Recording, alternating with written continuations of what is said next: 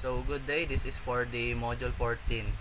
So this answer the explain the situation in your own words. So based on the video, so the AI is starting to play a bigger role in call center agents. So instead of having a agents to everything handle every single task, like the call or chat, so AI can one of the best support that they have. So AI can answer common question, even can guide the customer through the simple task, and can even suggest helpful replies to agent while they are talking to someone. And then also AI, give it's like giving the call center an extra team, extra set of brains, that always available and didn't get tired, that provide a provide a feedback, and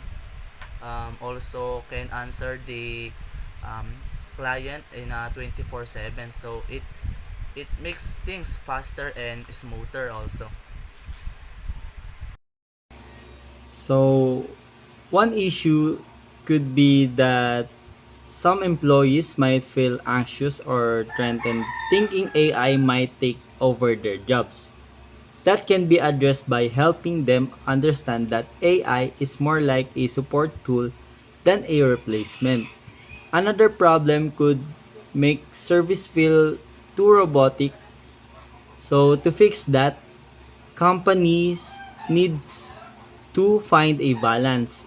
So let AI handle the repetitive stuff but still keep the real people in the loop for personal or emotional conversation. So can you think of a company or situation where this might already be happening?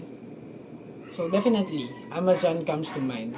It, if you ever had to ask about the late delivery or return item, their chatbot usually help you out first. But if things get tricky, they still let you talk to a real person. It's a great example of how AI and human support can work together without losing that human touch.